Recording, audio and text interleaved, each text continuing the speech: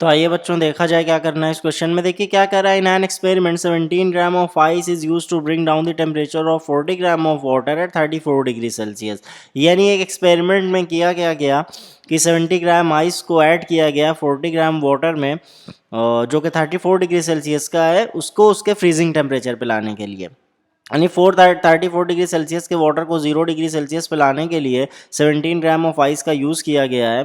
और specific heat capacity water की दे रखी है, आपको specific latent heat of ice को क्या करना है, पता करना है, यानी आपको कैपिटल एल कैलकुलेट करना है। तो देखिए बहुत आसान क्वेश्चन है, बस थोड़ा सा इसमें कॉन्सेप्ट है, इसको समझना है। देखिए जब इस 17 ग्राम बर्फ को, इस 17 ग्राम आइस को हम 40 ग्राम वाटर में ऐड करेंगे तो होगा क्या, आइस क्या करेगा, हीट गेन करेगा, और हीट गेन करके अपने आप को क्या कर लेगा, मेल्ट कर लेगा। अब वाटर क्या करेगा, हीट लॉस करेगा, क्योंकि उसको अपना टेम्परेचर 0 डिग्री सेल्सियस करना है, तो ये क्या करेगा, हीट अपने अंदर से लिबरेट करेगा या रिलीज करेगा, और अपना टेम्परेचर क्या कर लेगा, डाउन कर लेगा। कहने का मतलब जब ये एक्सपेरिमेंट में जब आइस को हम वाटर में ऐड करते हैं तो आइस क्या करता है, हीट गेन करता है, और वाटर क्या करता है, हीट लॉस करता है। तो अब जब हीट गेन की बात आती है और हीट लॉस की बात आती है तो हम लोग के दिमाग में कॉन्सेप्ट आता है प्रिंसिपल ऑफ मिक्सचर्स या प्रिंसिपल ऑफ कैलोरीमेट्री, क्योंकि हीट लॉस्ट किसके इक्वल होता है, हीट गेन के। यानी इस क्वेश्चन में कॉन्सेप्ट कौन सा लगेगा, हम लोगों को ये समझ में आ गया कि heat lost is equals to heat gain का कॉन्सेप्ट लगेगा, यानी प्रिंसिपल ऑफ कैलोरीमेट्री का कॉन्सेप्ट लगेगा। अब उस heat loss is equals to heat gain के कॉन्सेप्ट से हम क्या फाइंड कर लेंगे, specific latent heat of ice. अब देखिए हो क्या रहा है, थोड़ा सा इसको समझते हैं। ये 17 ग्राम आइस, अब आइस है तो इसका टेम्परेचर कितना होगा, 0 डिग्री सेल्सियस होगा। जब हम इसको वाटर में ऐड करते हैं तो ये क्या होगी, हीट एनर्जी गेन करके मेल्ट हो जाएगी। तो ये 17 ग्राम आइस होगा क्या, ये वाटर में बदल जाएगा, उसका टेम्परेचर कितना हो जाएगा, 0 डिग्री सेल्सियस। यानी ये अपने आप को 0 डिग्री सेल्सियस का वाटर कर लेगी। अब ये 0 डिग्री सेल्सियस का वाटर अपने आप को करेगी तो हम लोग पहले पढ़ चुके हैं कि टेम्परेचर वही रहे और स्टेट चेंज हो जाए, तो इस केस में जो हीट एब्जॉर्ब या रिलीज होती है वो क्या होती है, ml होती है। यानी इसने ml हीट लेके अपने आप को क्या कर लिया, 0 डिग्री सेल्सियस के आइस से 0 डिग्री सेल्सियस का वाटर बना लिया। अब देखिए वाटर का केस देखते हैं। ये वाटर जो कि 34 डिग्री सेल्सियस का था, इसने क्या किया, हीट लॉस किया, यानी हीट अपने अंदर से निकाला, रिलीज किया, लिबरेट किया, और अपने आप को क्या बना लिया, वाटर बना लिया 0 डिग्री सेल्सियस का ही, क्योंकि कह रहा है ना टू इट्स फ्रीजिंग टेम्परेचर, उसके फ्रीजिंग टेम्परेचर पे लाना है, यानी 0 डिग्री सेल्सियस का वाटर बनाना है। तो इसने अपने आप को 0 डिग्री सेल्सियस का वाटर बना लिया। तो अब देखिए हम लोग ये भी पढ़ चुके हैं कि टेम्परेचर चेंज हो जाए और स्टेट वही रहे, यानी स्टेट वही और टेम्परेचर चेंज आ रहा है, इसका मतलब हीट एनर्जी रिलीज या एब्जॉर्ब क्या होगी, mc डेल्टा टी होगी। तो खैर यहाँ पे ये मास कंफ्यूज मत होइएगा, ये बर्फ़ का मास है, आइस का मास है, तो यहाँ आइस लिख देते हैं, और ये क्या है, वाटर का मास है। यानी mc डेल्टा टी हीट इसने अपने अंदर से निकाली और अपने आप को 0 डिग्री सेल्सियस का वाटर बना लिया, और इसने ml हीट गेन की और अपने आप को 0 डिग्री सेल्सियस का वाटर बना लिया। तो अब यहाँ पे देखिए कॉन्सेप्ट वही प्रिंसिपल ऑफ कैलोरीमेट्री का कि heat lost is equals to heat gained.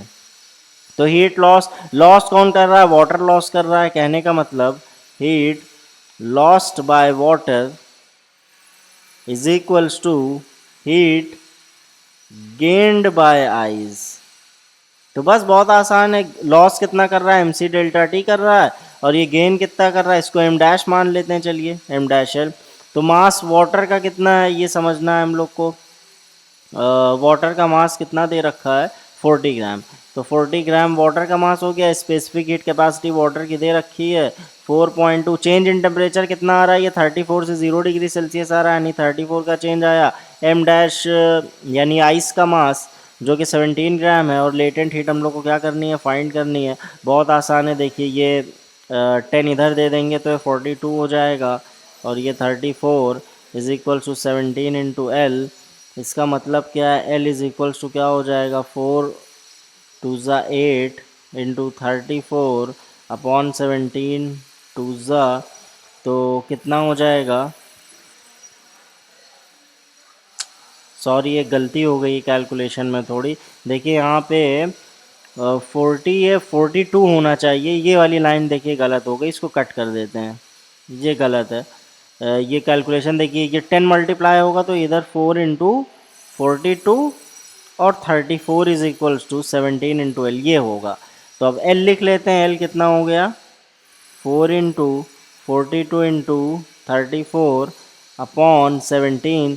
तो 17 क्या हो जाएगा 2 ज़ा, और कितना हो गया 4 2 ज़ा 8, 8 इंटू 42 यानी 8 2 ज़ा 16, 8 4 ज़ा 32, 336 जूल पर ग्राम। यानी इतना जो, और ये specific latent heat of fusion of ice होती भी इतनी है 336 जूल पर ग्राम।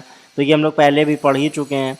तो ये कॉन्सेप्ट था प्रिंसिपल ऑफ कैलोरीमेट्री का, जहाँ भी heat lost is equal to heat gained आ जाए, इसका मतलब कि प्रिंसिपल ऑफ मिक्सचर या प्रिंसिपल ऑफ कैलोरीमेट्री हम लोग को क्या करना है, अप्लाई करना है। तो यहाँ पे हो क्या रहा था, आइस गेन कर रहा था और वाटर क्या कर रहा था, लॉस कर रहा था। उसकी हेल्प से हम लोगों ने, इस कॉन्सेप्ट की हेल्प से लेटेंट हीट ऑफ आइस पता कर ली।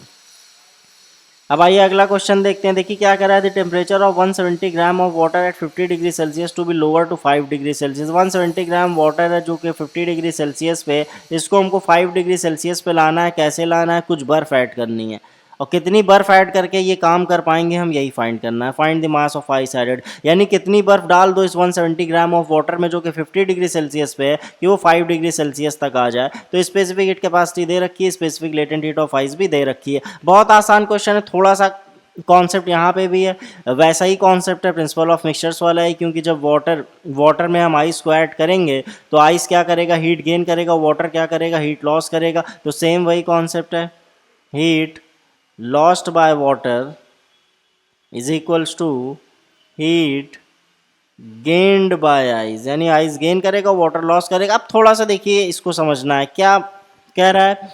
ये 50 डिग्री सेल्सियस का वाटर है, ये वाटर जो कि 50 डिग्री सेल्सियस पे, इसका टेम्परेचर हम लोगों को क्या करना है, घटाना है। घटाना है, कितना घटाना है, 5 डिग्री सेल्सियस। यानी इस 50 डिग्री सेल्सियस के वाटर को 5 डिग्री सेल्सियस का वाटर बनाना है। तो किसकी हेल्प से कर रहा है, इसकी हेल्प से कर रहे हैं। अब देखिए 50 डिग्री सेल्सियस का वाटर जब 5 डिग्री सेल्सियस का वाटर बनेगा, तो फिर देखिए कॉन्सेप्ट, स्टेट नहीं बदल रहा है बट टेम्परेचर क्या हो रहा है, चेंज हो रहा है। तो स्टेट ना बदले और टेम्परेचर चेंज हो जाए तो हीट एनर्जी एब्जॉर्ब या लिबरेटेड क्या होती है, MC डेल्टा T। यानी ये इतना हीट एनर्जी लिबरेट करके अपने आप को 50 डिग्री सेल्सियस का क्या बना लेगा, वाटर बना लेगा। यानी हीट लॉस्ट बाय वाटर क्या हो गई, MC डेल्टा T। कॉन्सेप्ट तो हीट गेन्ड वाले में है, थोड़ा इसको समझिएगा ध्यान से। अब देखिए आइस है, आइस जो कि 0 डिग्री सेल्सियस पे है। आइस कितने पे, 0 डिग्री सेल्सियस पे। अब जब इसको पानी में डाल रहे हैं तो ये 0 डिग्री सेल्सियस का आइस जो है मेल्ट होगा, और आप देख सकते हैं कि जो मिक्सचर का फाइनल टेम्परेचर हो रहा है वो 5 डिग्री सेल्सियस हो रहा है। कहने का मतलब कि 50 डिग्री सेल्सियस का वाटर 5 डिग्री सेल्सियस का वाटर ही बन रहा है। आइस डालने पर वो 5 डिग्री सेल्सियस का वाटर ही बन रहा है। तो जो मिक्सचर का फाइनल टेम्परेचर है वो तो 5 डिग्री सेल्सियस हो गया। अब देखिए इसको 0 डिग्री सेल्सियस का आइस था, ये पहले क्या किया होगा, अपने आप को 0 डिग्री सेल्सियस का वाटर बनाया होगा। और जब इसने इतने आपको 0 डिग्री सेल्सियस का वाटर बनाया होगा तो आप देख सकते हैं कि टेम्परेचर कांस्टेंट बना है बट स्टेट क्या हो गया, चेंज हो गया। जब टेम्परेचर कांस्टेंट बना रहा है और स्टेट चेंज हो जाए तो उस केस में amount of heat energy absorb या लिबरेटेड कितनी होती है, ml होती है।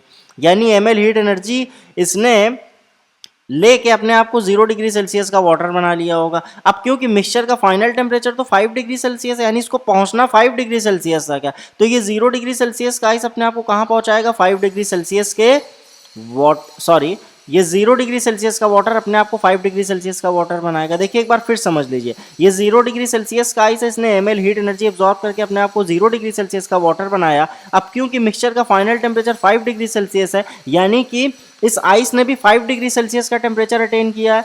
तो यानी ये 0 डिग्री सेल्सियस का वाटर बनने के बाद क्या बना, फिर 5 डिग्री सेल्सियस का वाटर बना। तो इस केस में जो amount of heat energy absorb या लिबरेटेड होगी, खैर यहाँ पे तो एब्जॉर्ब होगी, क्या होगी, क्योंकि टेम्परेचर चेंज हो गया और स्टेट वही रहा, इसका मतलब MC डेल्टा T। देखिए में कन्फ्यूजन ना हो, खैर कोई दिक्कत नहीं हो जाएगा। देखिए MC डेल्टा T, तो इसने अपने आप को क्या बना लिया, इतना मतलब 0 डिग्री सेल्सियस के वाटर से 0 डिग्री सेल्सियस का क्या बन गया, आइस बन गया। अब मास आपको आइस का, जो बर्फ आपने डाली है उसका आपको मास पता करना है। तो ये यहाँ पे देखिएगा, heat lost by water, loss तो MC डेल्टा T हो रहा है but heat gained by ice 2 step में हो रहा है। पहले ml गेन करता है फिर MC डेल्टा T गेन करता है। तो यानी total heat gained by ice कितना हो जाएगा, ml plus MC delta T। यानी हीट गेन्ड बाय आइस, तो हीट गेन कितना हो रहा है, ml plus MC delta T हो रहा है। तो क्योंकि गेन इस तरह से कर रहा है ना, 2 तरीके से, तो ये दोनों के सम के बराबर ही होगा। यानी heat loss by water MC delta T और हीट गेन्ड बाय आइस क्या हो रहा है, ml plus MC delta T। अब देखिए वाटर का मास कितना है 170, और यहाँ पे एक काम करिएगा, इसको 1000 से डिवाइड कर दीजिए, केजी में रखिए, क्यों? क्योंकि स्पेसिफिक हीट कैपेसिटी हम लोग के पास किस में है, केजी में है। तो 4200, और चेंज इन टेम्परेचर कितना आ रहा है 45 डिग्री का। फिर अब मास ऑफ, यहाँ पे इसको एम डैश ही कर दीजिए क्योंकि कन्फ्यूजन हो जाएगा। तो एम डैश आपको क्या करना है, फाइंड करना है, यही एम डैश कैलकुलेट करना है।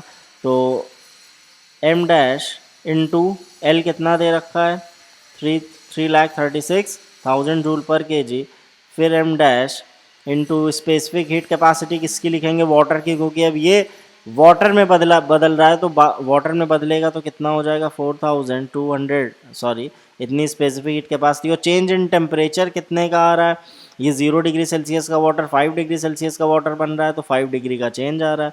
तो बस सॉल्व कर लेते हैं। देखिए 1 0 इधर, 1 0 इधर, ये भी ख़त्म, ये भी ख़त्म, ये भी ख़त्म।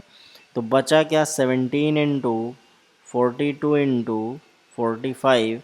एम डैश एक काम करते हैं, कॉमन ले लेते हैं, तो बच क्या जाएगा हम लोग के पास 3,36,000 प्लस 5 2 ज़ा 10, 5 4 ज़ा 20, 2100। तो हाँ इतना ही होगा। तो नहीं सॉरी, एक बार अच्छे से कर लिया जाए इसको। तो 5 2 ज़ा 10 और 5 4 ज़ा 21, दो एक ज़ीरो और लगेगा।